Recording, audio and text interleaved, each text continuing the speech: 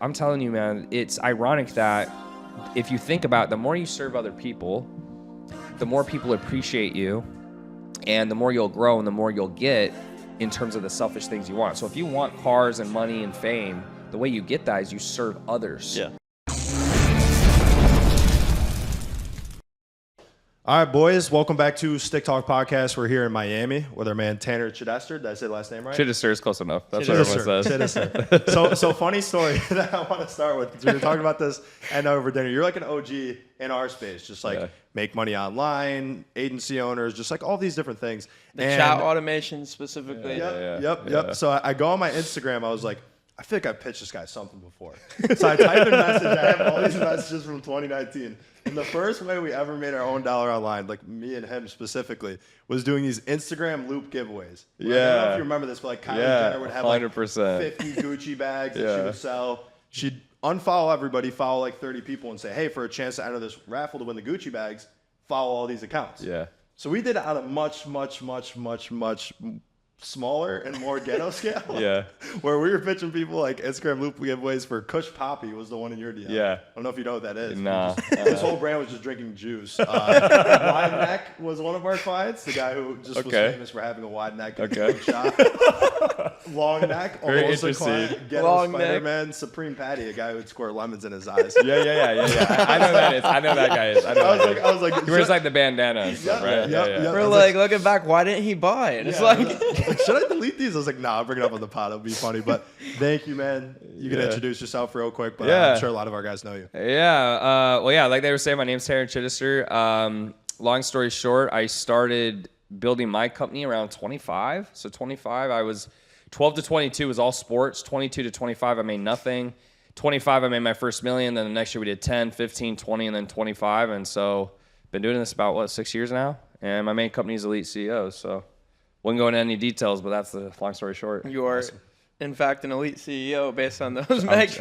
I'm trying. Yeah, I'm trying at least. So talk a little bit about the 22 to 25 phase. So you graduated college at this point, I'd imagine. That was horrible. Yeah. So, I didn't even graduate. So what happened was my whole goal was to, play in the NFL. That was the whole goal. So from 12 to 22, the way I attack business now What position were you? I was linebacker.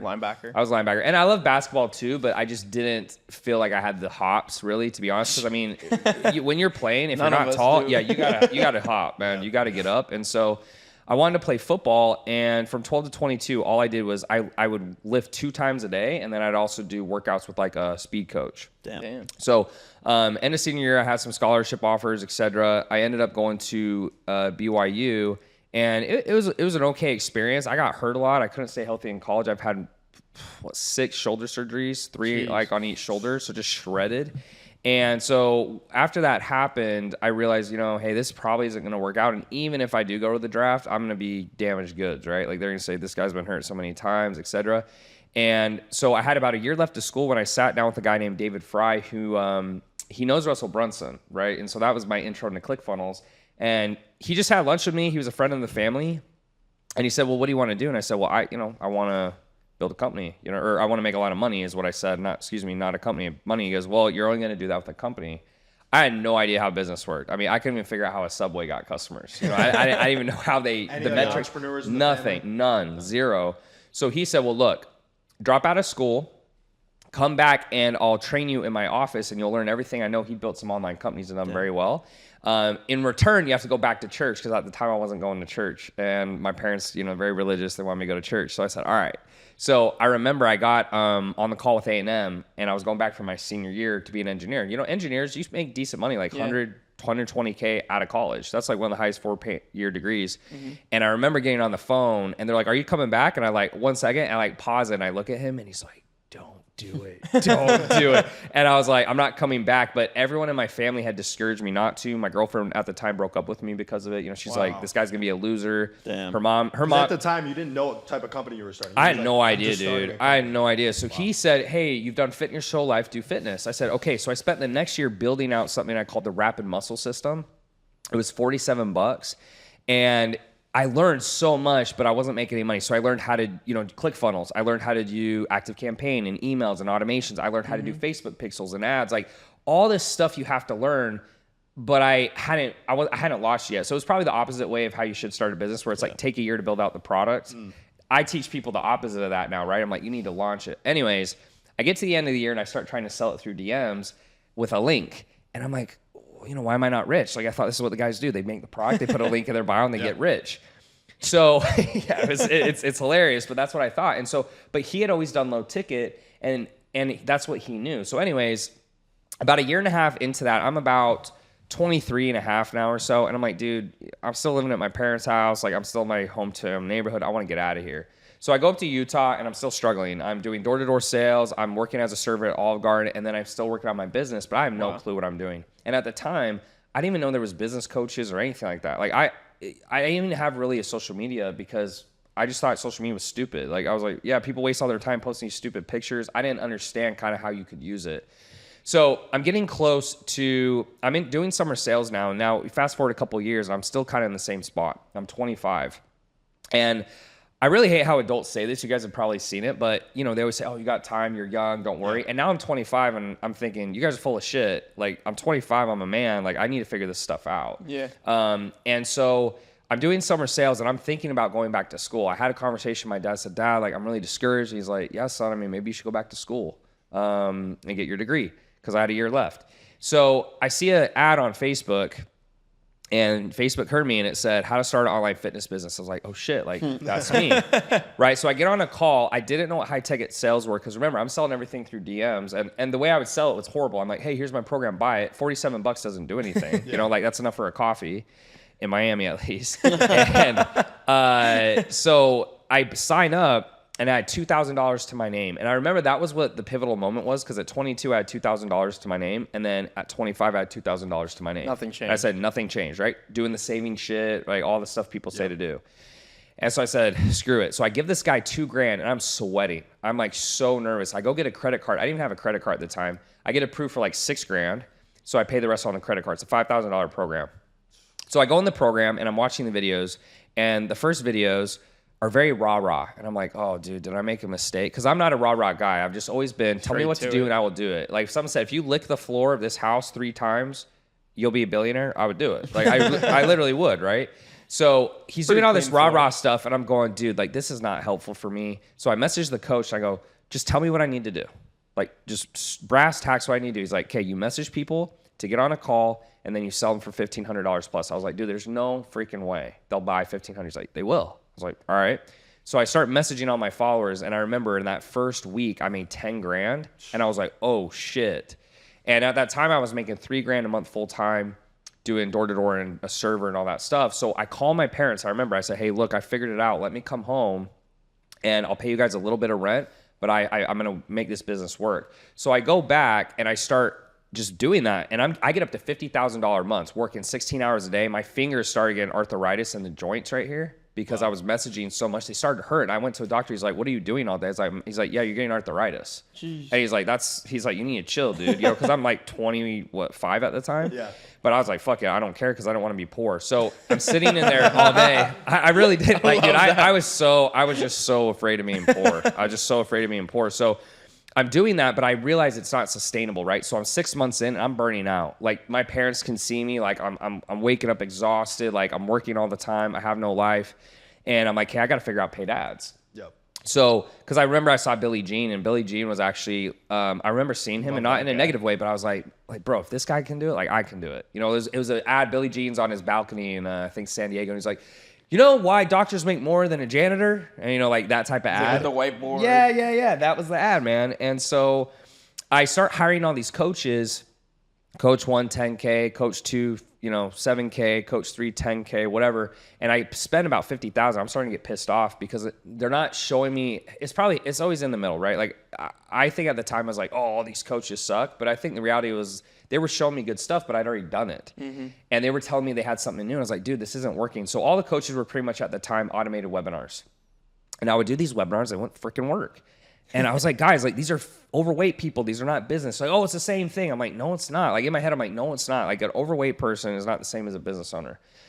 So I'm getting pissed off. And I finally get to my last coach, and the same thing's happening. And I get really pissed. And I basically tell them like, yo, like you guys suck. Like you guys said the same thing everyone else has said, etc. I'm getting really frustrated because most people, you know, they're not spending 50 grand on programs after they made money. And my dad's like, Tanner, like you'd make 250 or 300 this year if you just stop paying people all the money you make. Because all the money I was making from organic, killing myself, was going to these guys, and then I'd have to spend ad spend on top of that. So I was killing myself, right? Not taking any profit or whatever. Killing myself. And well, even if I was, it was just, you know, it's 10K to the coach, 10K on ads. That's 20K. And then I'd do it again next month. And I would wait 30 days before I'd hire a new coach, because if it doesn't work the first, I'm like, bro, what's going to happen the next 3 months? Where are you finding these coaches though?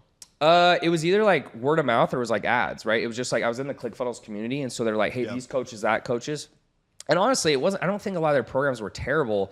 It's just, you know, I don't think I knew at the time, but I'm kind of a freak, right? And so I think they're used to the normal clients. Every program I would go in, I would still usually even be the best client. Like, and I was like, this isn't good enough though. That was just my mindset. So I get to the final coach, and I get, you know, they assign me a 1-to-1, and then he calls me. And he was pissed off because he was like at dinner. So he's like pissed he's coming out to dinner. And I'm just like, dude, I didn't mean to like ruin your dinner, but this and that. And he's like, dude, look, like I'm just gonna make it simple. Either stop crying and do it, or like shut up and I'll give you a refund. And like I'm a very A-type guy. So in my head, I'm like, oh, fuck this guy. Like I'm gonna prove him wrong. Like F him. So I sit down at my computer and I just take like a deep breath, and I'm like, all right, I'm just going to message all these people. Because what happened is ManyChat, that was when ManyChat was a thing. You don't need it now. But at the time, you had to use ManyChat to do messenger ads, right? As far as I knew. Or they had like a JSON feature, but it was shit. I didn't like it. So I go in, and all my ads, what I was doing is they click the ad, they go into Messenger, and then the link would be to my VSL or webinar. And I was hoping that they would just buy or sign up for a call. They didn't. So I start messaging everyone, and like, boom, 6 sales made 30 grand. I was like, oh shit. And that was like my aha moment, was like, I'm going to be rich. Cause like, I was like, if I just do this over and over again, it will work. And then I just started scaling like crazy. By the end of the year, I'd done $1 million. After that, what happened is all these trainers, I started getting accolades from ClickFunnels, which was really helpful. Cause a lot, you know, there's a lot of business coaches at ClickFunnels. That's kind of like this stereotype, and everyone makes a joke like coaches, coaching, coaches, right?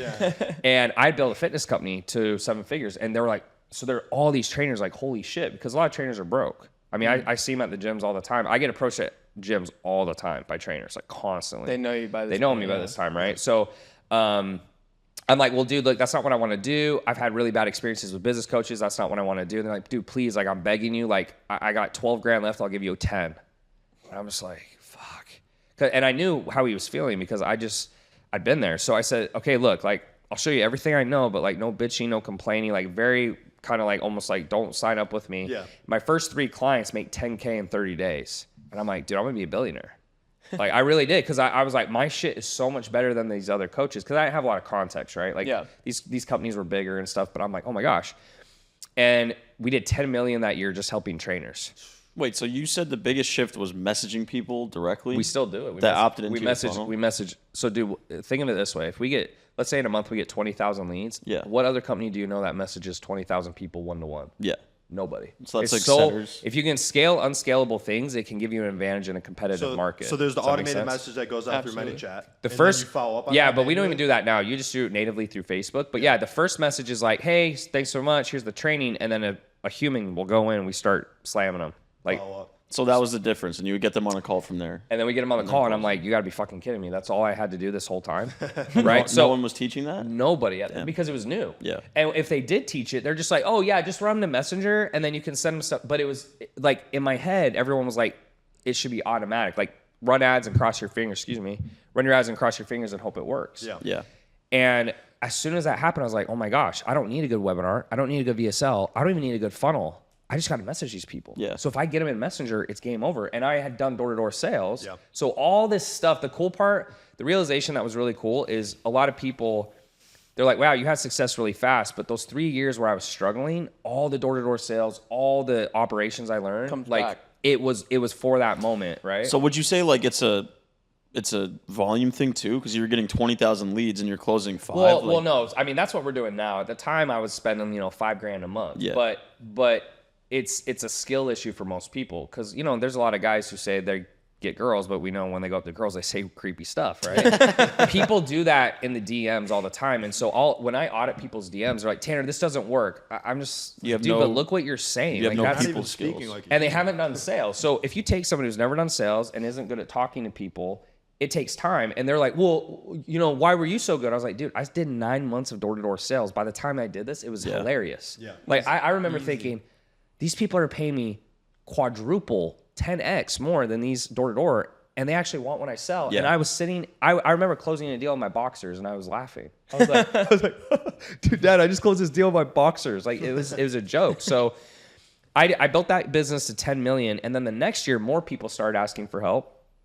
And so I said, hey, we started to stall in growth. I was like, all right, well, what's the easiest lever to pull? So I opened it up to elite CEOs. So that was more general business. And then that did 15, then we did 20, 25. And then I've had that business since.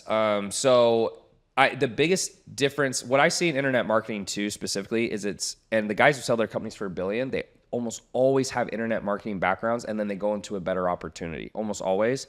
But what was interesting is for 2 years, we destroyed through Messenger because it takes about 2 years for people to catch up. Now it's not that uncommon. Like people sell how to sell through DMs, whatever. But at the time it was like revolutionary, and my ads would just crush. Like we at one point were spending $500,000 a month. Damn. I mean, it was insane. On ads? On ads. $500,000 a month, just crushing. We had four sales guys, all closing 2 to 3 sales a day. I mean, it was insane. And these were 5-figure packages. Yeah. So that's kind of my story. And then, so I never wanted to quote unquote be a business coach. It just kind of happened naturally because I had success.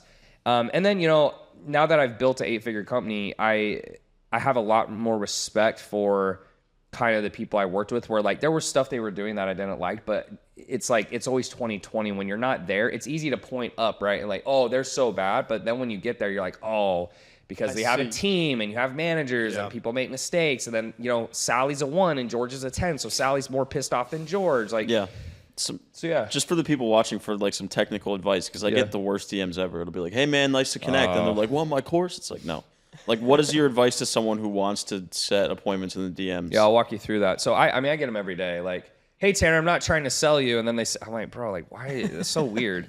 So first off is obviously make sure it's a good fit, the avatar. So let's do a fitness example, because that was like my bread and butter. So what I did too is people would always say, well, Tanner, I don't have a following. I can't get any sales. I said, that's not hard. You go on Instagram, for example, and I would type in fit mom or fit dad. 29, 30 million results come up. Then what I do is I would go as fast as I could. When I say fast, people are like this. I'm like, that is not fast. I'm talking like this, like almost you're trying to find a message in your DMs.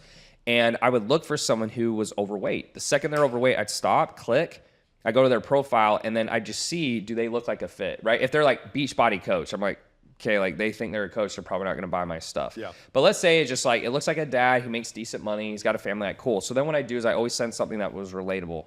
And remember, they're not getting DM'd a lot because Facebook groups usually get slaughtered, right? But if you have 30 million posts on a hashtag, I guarantee you they haven't gotten DM. So 2 advantages. So I'd reach out and say, hey, dude, hope this isn't weird to say, but you got super cute kids. I'm from a family of 7. Just had to let you know, LOL. And remember, I'm setting it text form. So no long paragraphs. It's like da-da-da, send, da-da-da, send. So it looks very natural. Yeah.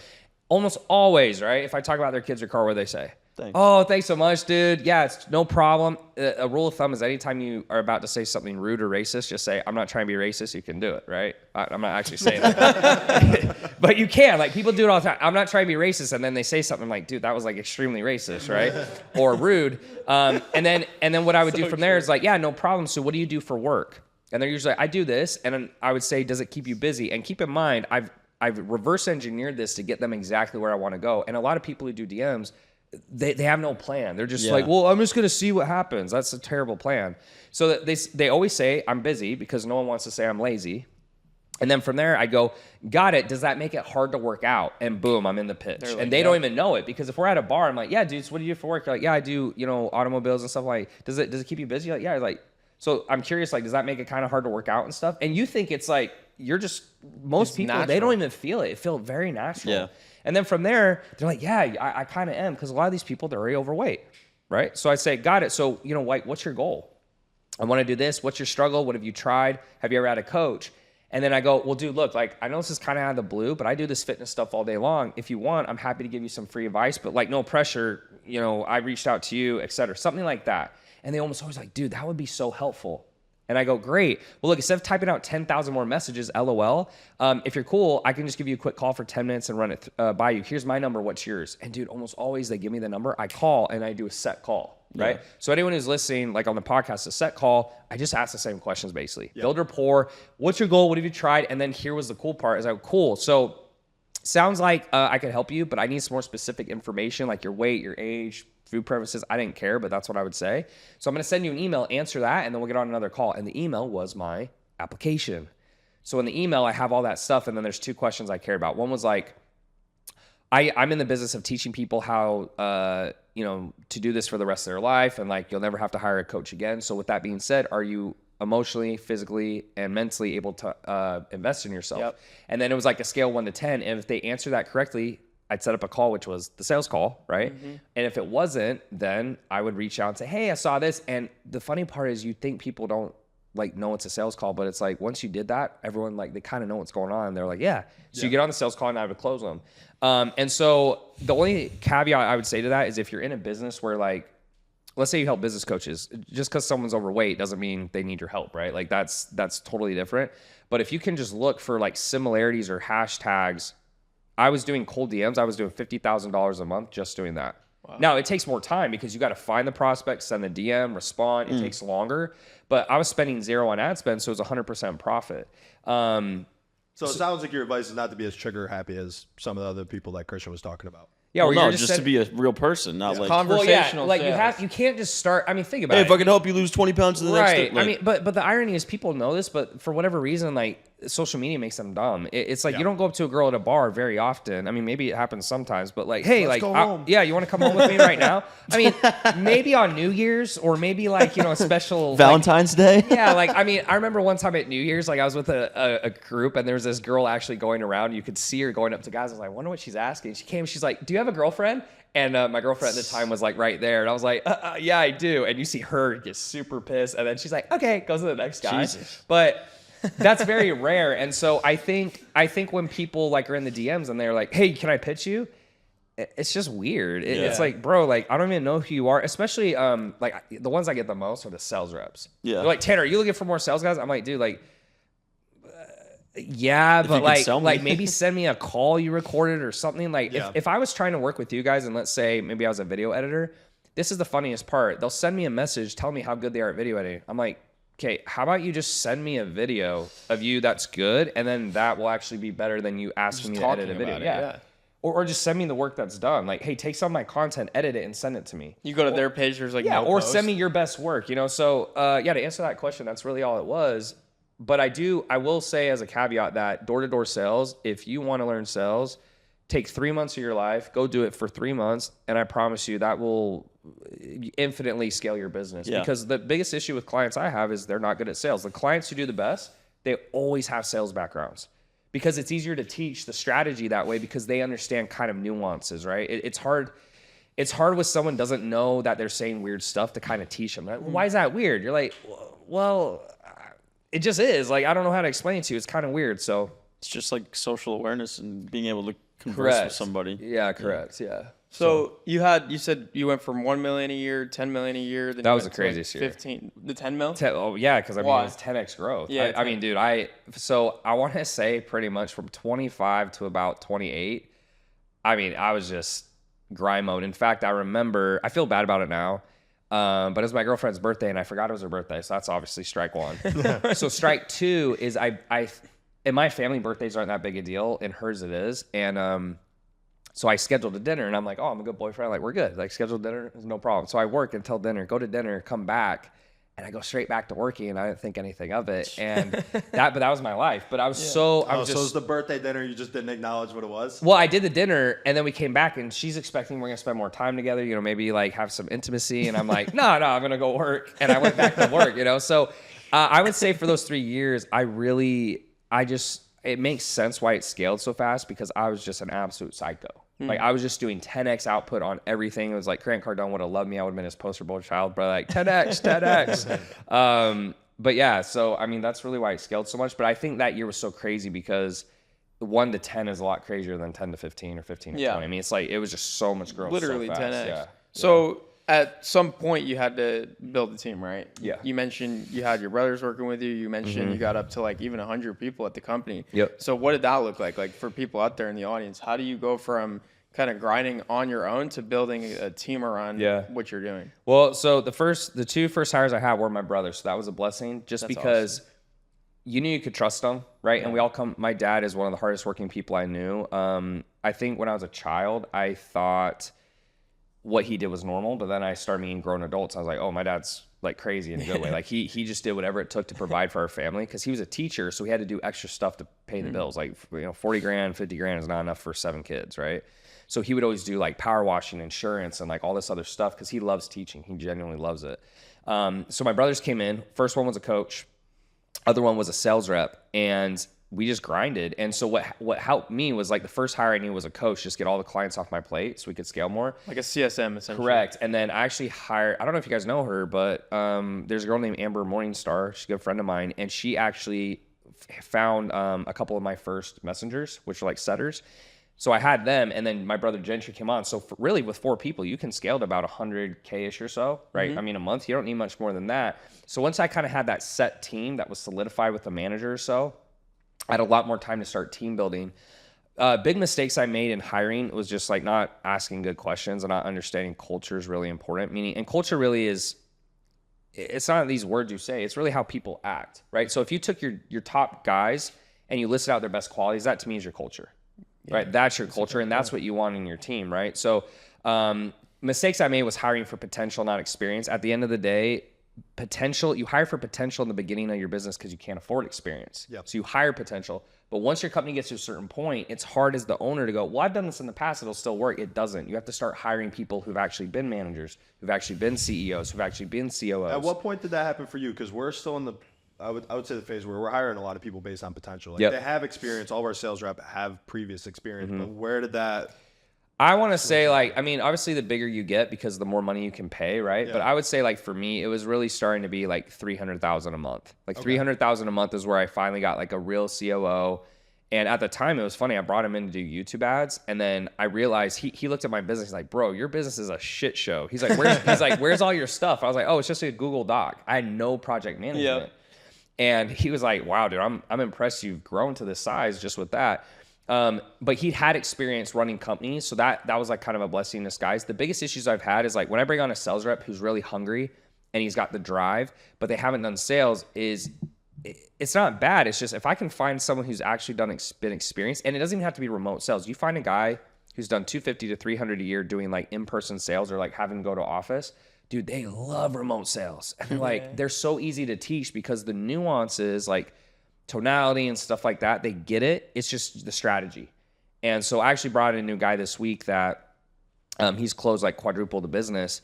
And yeah, I've just seen over and over again, you can start someone from scratch, but it's harder. And so what happens is you start getting irritated or frustrated as the owner, but it's really your own fault because you hired the wrong person. Yeah. You know what I'm saying? So hopefully that makes sense.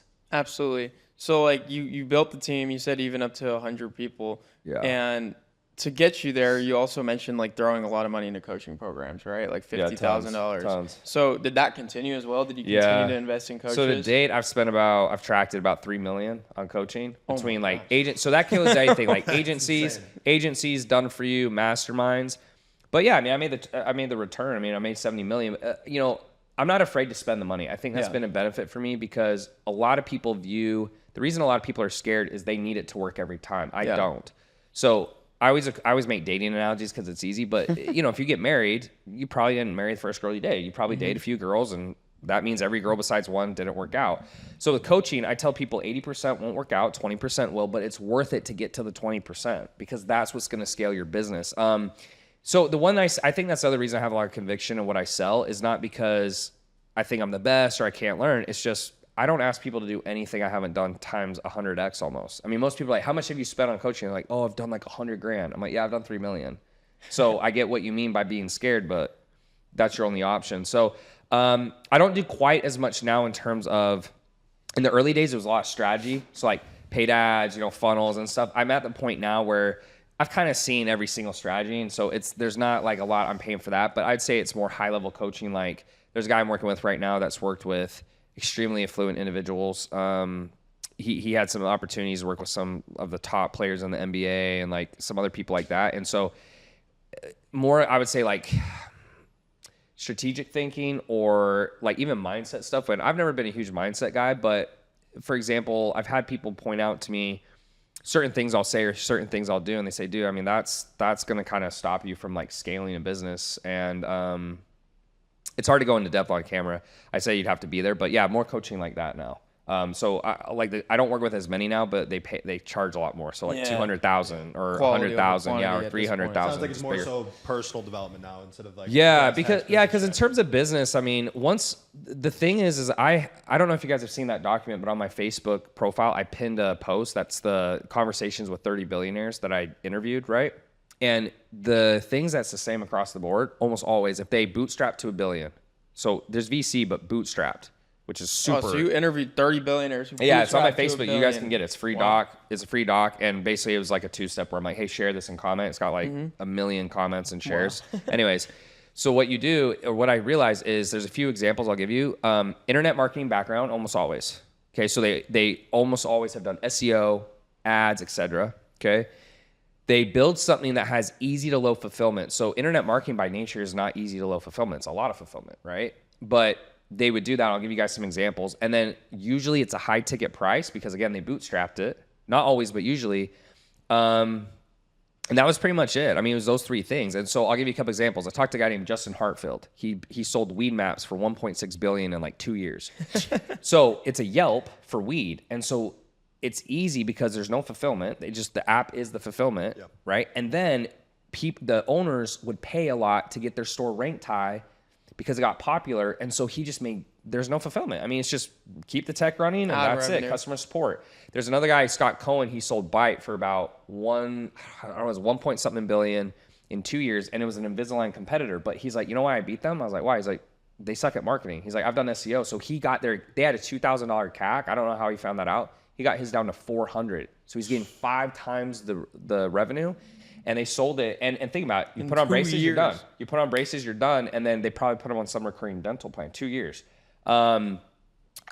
I've talked to a girl I shouldn't say a girl, what's the right way to say a woman in Miami. I'm trying to be respectful here. Girl boss. Her name's Kim Perrell, and she sold 2 companies for 9 figures, and she has some type of internet marketing background. You look at Alex Hormozi, internet marketing background, Russell Brunson, internet marketing background. Like it's because what happens, what I've seen is the only CEOs that really scale big companies with VC capital, they have great products, but they don't know how to run a company. Yeah. So they have great vision and ideas, which is typical. But the difference with like a guy like me is I feel I could go into Grant Cardone, Russell Brunson, any of their companies, and I could probably run it. Like I genuinely feel I could be a COO top to bottom. I feel like I could genuinely do that. A lot of the founders I find great ideas, but they no idea. So I'm like, I'll hear their ideas. I'm like, dude, I could totally run your company. There's a portfolio company I have right now. I'll give you an example. Is he helps people get green cards, and he can almost guarantee it on his application. It's the craziest application I've ever seen. It literally says how much it costs. Like, do you have $15,000 to invest? So they get on the sales call, and I'm like, he hired my company to get his sales team. And I'm like listening to the sales call. I'm like, this sales call is horrible. And they bought at the end. And then I go, dude, like how? I'm like, what does your application say? And he's like, oh yeah, it says this. I'm like, oh my God. On the price right there. So why else would they book? I was like, this is a slam dunk offer, but he just doesn't have all the skills yet. Why even have a sales call at that point? Exactly.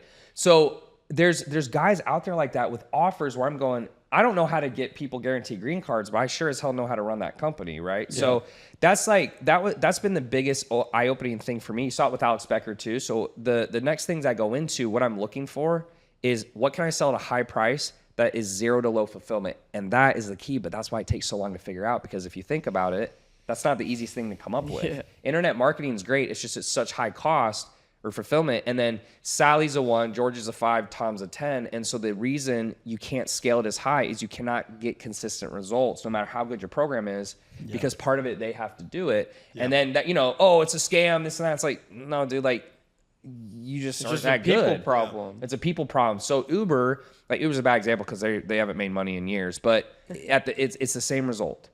You can be an idiot or you can be smart. You get the same service every time. That's the key that I've seen after all those interviews. Yeah. And then I made like a document. I've shared it with people, but that's really what I took away from it, honestly. Or the only other way to get super rich is you do a really high end service. Like Gary Vee has an agency that does like, I think it's like 180 million a year or something. Yeah. But they work with Apple, Fortune 500. Google. I mean, it's like, so those guys got billions of dollars. And they're like, here, Gary, here's 10 million. Just throw it at something. So Super Bowl so ad. it's super high end clients who can have all the basics down, or you have to do something for the broad market, but everyone gets the same result. That's the only two ways I've seen to do it. Everything else, it just doesn't scale as well because you can't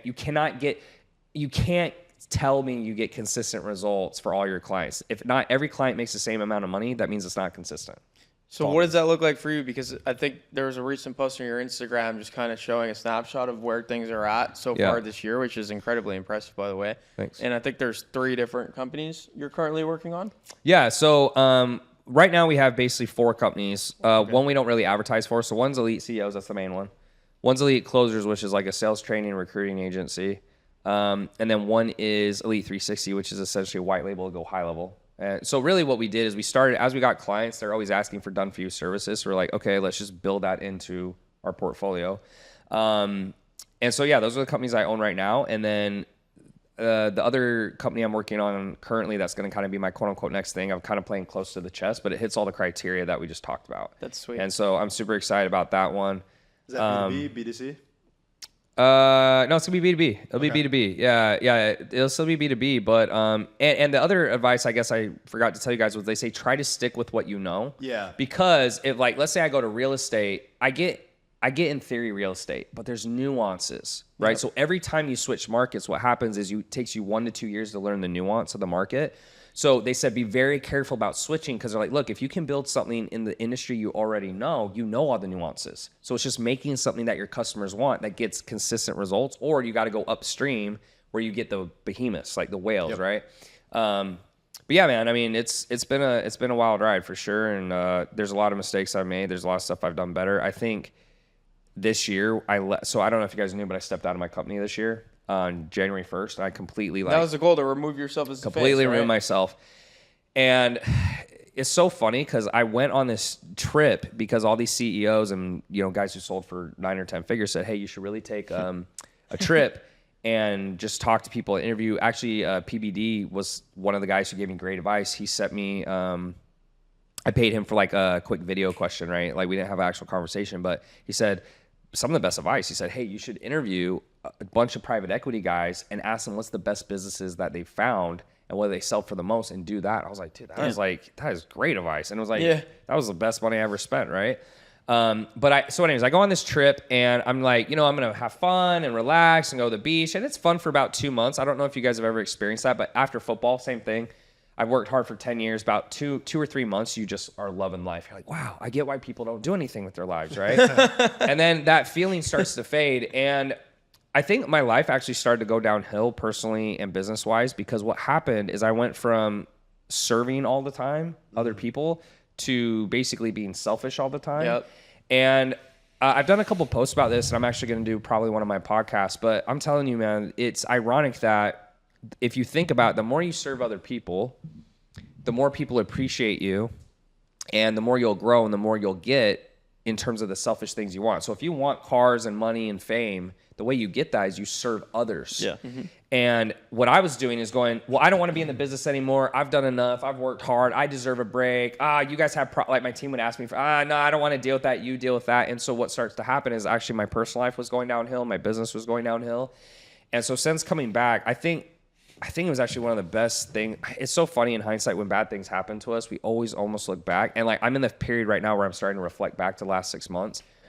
And I'm so glad I left because it gave me so much more perspective. And to be honest, I felt more happy being here than traveling the world because now I'm trying to serve and help people again versus when I'm traveling the world, it's all selfishness. And I just don't think anything good comes from selfishness, which is why cars can't make you happy, clothes can't make you happy, girls can't make you happy because it's all coming from a place of for you instead of for them. Yep. Right? And so anyways, that sounds maybe like some old man shit, but it makes perfect sense. Why? It took like this year I really came to that conclusion.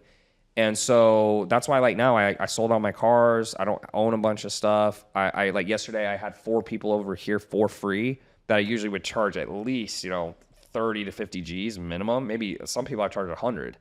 But it's just coming from a place of service. And then the irony is that what you start getting people like you more. They want to help you more. You meet more people. And then all of a sudden it's like you get more money you get more opportunities to make money. It's like, it's kind of ironic that the only way to get these selfish things that we think will make us happy, which they won't, is to think of others first. And then it's weird. It's almost like, it almost feels like a mind game where the more you think about you and trying to get stuff for you, you get less. But the more you think about others, then you get more. Yeah, it's really weird. But that's how I kind of feel my life has been. So yeah, there's an Ed Milet quote. He talks about like the greatest fulfillment in life comes from being in service to others, and it's like you just don't feel like I even. Not to go too far off topic, but like even this year, I don't know if you guys have seen some of my personal stuff, but I've really been struggling with like how to live my romantic relationship life. And what I mean by that is a lot of successful entrepreneurs, obviously guys, that's easy. It's easier to get women that way. Right. And so you have Andrew Tate and you've got, Ed Milet and Hermosi and all these people that I look up to. But the first thing is like, it's very hard to talk to them about because it's very private. I mean, it's, you don't want your public information out there. And then 2, even if they do tell you, you don't really know. And so I was really struggling this year with like, man, how do I want to lead my life? Do I be a single bachelor? Do I, want to go do Andrew Tate route and like all this stuff? And when I finally came back and I went from the frame of selfish thinking to helping others, I was like, you know what? It probably isn't really nice to like talk to like, let's say 5 girls and tell them, tell them you all love them and all this stuff. Like, cause it's very selfish and it's kind of rude. Right. Yeah. And, I don't mean that in like a sense. I just mean, I don't think things where it's coming from selfishness and you're not thinking about the other person or their feelings can ever work out in your favor, because if you're doing something that hurts someone else, it by nature, in my opinion, is bad. Like you shouldn't do that. It's unkind. Right. So anyway, sorry to go like off topic there, but it's actually hurt me in my personal life, my business life. And you feel like this is all from that trip you took?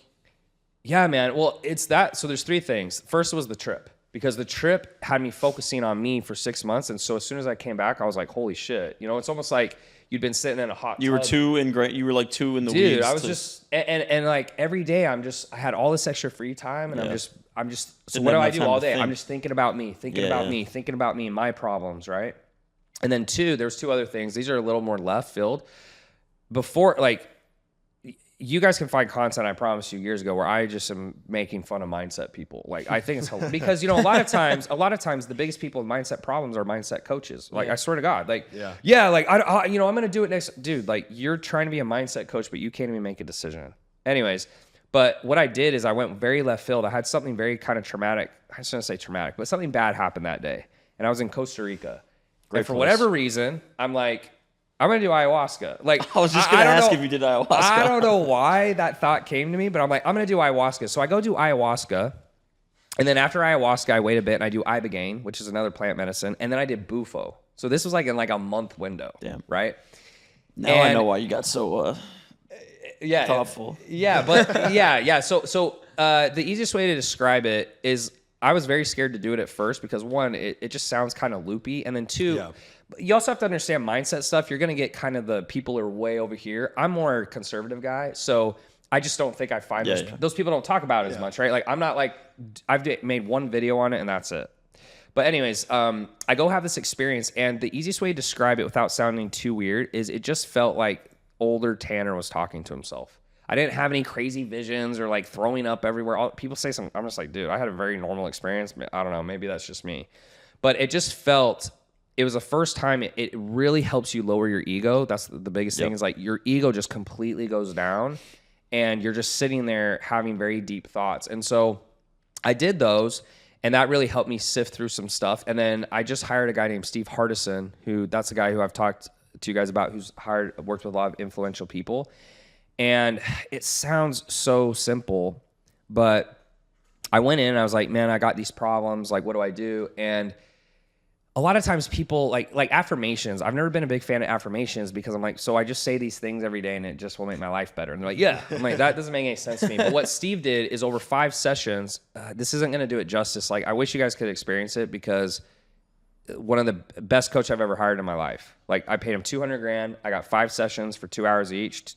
200 grand. No, excuse me. That's for a year. That's for a year. So it's more than that. But the first 5 sessions I have done so far. And in short, this isn't going to do it justice, but I go in and the first couple sessions, he's like, so tell me all the things you hate in your life. And he's like, come up with the worst things you can think of. And I just make all this list. And at the end of the session, he looks at me and he's like, okay, you ready? I was like, yeah, for what? And he looked at me and I just remember him saying, he goes, so those are all the things you think about yourself. I was like, fuck. And I was like, it was a really powerful moment. I wish you guys could experience it, but the way he did it was like extremely powerful. So I come back some other sessions. And as we're going through the sessions, he's like, look, you create everything in your life. And I'm like, oh, here goes the woo-woo shit. Here we go, right? But he's like, no, but think about it. He goes, he's like, what you think becomes your words. What you say becomes your actions become your results. And I was like, okay, I can believe that. Okay. He's like, so the question is, how do you change what you think? And he's like, not the stuff you force yourself to think. He's like, how do you change the stuff you think when someone pisses you off and you get that split-second reaction? Or someone cuts you off in traffic and you get pissed. He's like, those things. Or when someone like, let's say like you guys came, I don't know. He's like, let's say someone comes in late and the first thing you think is, what an idiot. Like those unconscious thoughts, right? We're only 10 minutes late. Right. Yeah. No. You guys are good. You guys are good. Yeah, that was actually really funny. No, but that, so he's going through that and he goes, you have to say different things. I'm like, okay, so what do you mean? He goes, you write out everything that you want to become. Right. And so I have, you guys have probably seen the papers, it's actually those papers right there. If you guys look on the cabinet over there, I have those around my house. And he's like, look, this isn't woo woo. He's like, you say that every day. He's like, you say it at morning, you say it at night, and then you say it into like your phone and listen to it. And he goes, what will happen? He's like, it's not bullshit in the sense that it's just going to magically happen. He goes, what will happen is when you get in those moments, he's like, you will act differently because those thoughts will come to your head. And I've noticed it started to happen. So like, sometimes my team does something to piss me off. My knee-jerk reaction as the guy I am is like, in my head, I'm like, fucking idiot. What the fuck? Like, why do I have to deal with this? And so now some of my thoughts have been like, hey, are they having a hard time today? Do they understand what's going on? It just the same situation, but I act completely different. And so over time, right, it takes time because like if you've done your whole life a certain way, it will take time. But it was the first time someone logically explained to me how you can literally change your life by changing what you think. And so something I kept saying to Steve, like we talked about earlier, is I said, I don't really know what to do with girls. He's like, well, yeah, because you keep saying you don't know what to do with girls, so stop saying that. Right? He's like, say something else. And so I started saying stuff like, I'm certain about what I want to do with women. And then guess what happened? Over time, I became certain about what to do with it's weird. It's not this mantra or affirmations, but what happens is when I get in certain moments, I act differently because that's what comes to my head instead of the normal stuff. And we're influenced all day long. So like you guys are together all day long. That's why they say you become the average of the 5 people because what you say and what you say becomes your ideas. You go, oh, right? So if you're saying negative shit, you'll think negative shit. If you guys are all saying, hey, you can do it, Tanner, let's work out, let's do that. What do I start thinking? You can do it. So it was the first time someone actually explained to me in a logical way because I'm a super logical guy. Where I said, this actually makes fucking sense.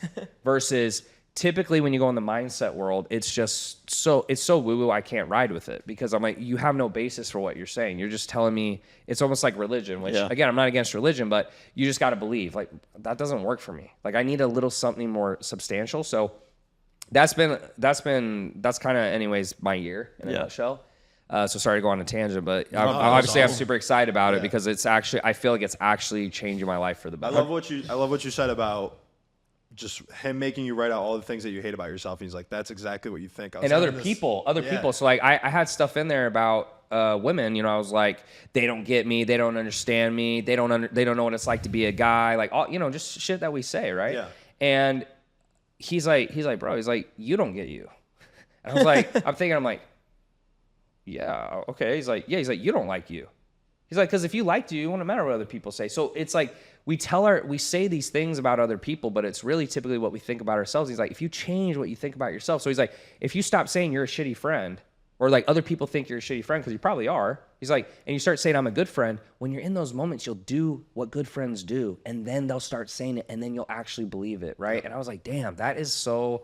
It's practical. so simple. He's like, but it's so simple, people won't do it because think about it. He's worked with billionaires, dude. He's worked with some guys I can't mention their names, but I'm talking. Think of the best players in the NBA. Those guys, like crazy affluent people, and he goes, yeah, the reason people don't do it is they think it's too simple, so it won't work. But over 5 lessons, he showed me. So like you guys even hearing it now, if I was you, I go, yeah, probably that doesn't. I probably wouldn't believe you. But when I was in there for 10 hours, by the time we got through the 10th hour, I was like, he made it come together all at the last moment. I was like, holy shit. So it's been a really amazing experience, and I'm actually going to see him. I'm still seeing him, and I'm going to go see him again this week. I see him bi-weekly now. At first I was seeing him weekly because I was like, my life's in a real shit show. But now it's like better. So I'm seeing him bi-weekly, but it's been an amazing experience. And the crazy part is he charges $200,000 for a year, and he's had about 600 clients. So he's made like 150 million sitting at his house. Nuts. It's insane. He lives in Miami? He lives in Scottsdale. He lives in Phoenix. Cool. Not even Scottsdale, Phoenix. And I was like, what the fuck? Yeah. That's crazy. And if you guys think about it, all referrals, no marketing, nothing. Like no one's gonna spend that much money unless it's really that good. And the fulfillment team is just him, probably. it's just him. That And is he told me, he's like, you're gonna be my biggest advocate when you're done. I was like, whatever, like I've heard it all, man. I've heard it all. And so it was so crazy to go there, and he goes, we're not going to talk about your business. We're not going to talk about girls. We're not going to talk about your life. We're just going to talk about your ideas. And when you fix your ideas, you'll fix your life. And I was like, okay, cuckoo, right? But dude, it's seriously been one of the best coaches. I think the best coach I've ever hired. But it's definitely for higher level people. I don't think a beginner would go in there and get as much out of it. But when you have some context in your life and you've tried things and you've done it your way and you've kind of been able to do what you want, I think that it's really there to help people. And that's probably why he charges so much too. Yeah, I was going to say plus it's $200,000. Yeah. No, I was telling that to one of my sales guys this week. I was like, dude, because he was complaining about prospects. He was like, this guy's an asshole. This guy's the leads, right? It's always the leads. I was like, man. dude, literally just every time somebody's treating you like shit, realize that that's exactly what they think about their own business. Yeah. It's like if you're too expensive, it's probably because they don't charge enough and they're self-conscious. And you have to come from a level of service. Yeah, like you're there to help Like them. even this week, like I came back and I got on the phones. I've been on the phones for the last like couple weeks just to like lead from the front. And all my sales guys are like, oh, the leads suck. I get through. I'm like, guys, I've closed over 70%. I'm offering on every call, meaning offer means like I give them the price. So that counts against their sales stats. And I'm just like, it's all in y'all's head. Like the difference between me and you is I believe more, and maybe experience, but I'm like, I believe more than you do. Like when I'm selling, I actually believe in it. Like I believe it's the best thing they can spend their money on. You guys think it's too expensive and they should, so it's interesting, man, but it's really cool too, because it's like, show me a different way to manage and lead. Like I've been very much over the years, I think like a kind of Elon Musk-ish, like Jeff Bezos, like I think the overall majority of people who've worked for them say, they're kind of heartless. I do think in a sense you have to be able to put the business before people, because if you put people before the business, that's when bad decisions will be made. But I think there's just a better way to do it. And so I think a lot of times now, instead of me, a lot of my thoughts when someone would make a mistake is, I got to do this again. What do I even pay him for? Like those are very negative thoughts. It's more, okay, what did I not tell him? Or like maybe he's going through something today, and it just completely changes the situation, because part of getting people to work hard for you, there's a book by the Harbinger Institute. I think it's in my office over there. Anyways, but they call it Inside the Box and Outside the Box. And the whole book is the same thing I've been learning from Steve, where it's like when you do things from a selfish viewpoint, you're going to get shitty results versus other results. And they use this simple example in the book. Let's say you and your wife are in bed, you have a kid, and the kid starts crying. So instead of getting up to help the kid, right, you start thinking, oh, well, I don't need to do it. I've worked hard all day. Why isn't she getting up? And you start having all these negative thoughts that came from you not doing the selfless thing, right? Because if you just gotten up and gotten the kid, you'd be like, I'm a good dad. I love my wife. Like, I love my child. But as soon as you decide not to help, you start thinking about you. You're like, why isn't my wife getting up? I've worked hard all day, stupid kid, whatever. I was like, that's insane. Dude, it's just, I think the things, life goes so fast. And when people say unconscious, I usually would laugh. I'm like, what does that even mean? But all it means is the thoughts you have naturally that you're not really thinking about. So if I sit here, I'm like, I like your pants, I like your pants, I like your pants, that's conscious. But if when you walked in, I don't know, it's like, I don't like your haircut. And that's the first thing I had. That's the unconscious thought. And those are the things we have to change. Yeah. But the only way to change that is through like, you have to consciously focus on it until it becomes unconscious. It's I don't like know a if that makes training sense. thing. No, Yeah, it it makes happens perfect over sense. time. Yeah, so Just like the energy that you have, the cortisol levels. that you yeah, have in bro. the It's situation just with. so. Anyways, I'm a little late to the boat. I feel like, but that's been a really. I just feel so much happier now too. Like because instead of thinking about me all the time, I'm just focusing on others, and then I notice like I feel more fulfilled in my days. I have more energy, and guess what? Like I'm making more money now. People are liking me more. Like my content's better. I don't know. It's like good things happen. Yeah. Hell yeah. Just to wrap it, so we get you out of here on time. What can people expect from you coming back just recently from this retreat, this trip, working with this mindset coach? What do the next 6 to 12 months look like for you?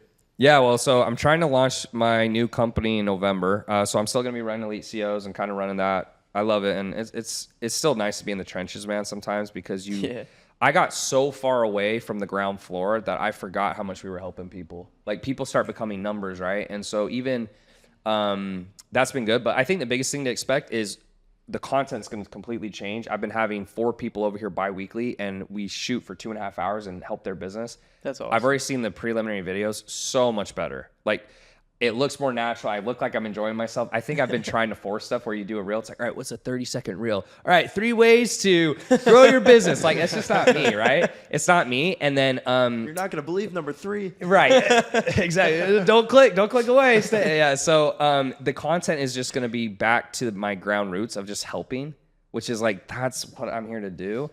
And then my next company, I'm not talking about too much now because I kind of want to just have the, I guess, privacy to fail and to make mistakes and stuff. But I'm excited to launch that. And that'll just be around the premise we talked about, where it's going to be high cost, easy to low fulfillment, and it's going to be in the niche I know. So I'll be excited for that. But yeah, other than that, man, I'm just trying to be my best self and get back to my roots. And I'm really trying to just help young guys too. That when I was young, I thought money and fame and girls and cars would make me happy. And I'm not saying they're bad, but I think it's good to know those won't make you happy. Yeah. And if you want cars and all that stuff, that's fine. But it's taken me a few years. But I'm 31 now, and I'm glad I found this out sooner than later. So hopefully people enjoy the content. That's my biggest thing is hopefully people enjoy the content. So There we go, right at the bow. Appreciate it, man. We'll link all the socials and show. Wrap. That was Good tough, shit. bro. all right, appreciate it, guys. Thanks, man. Appreciate you.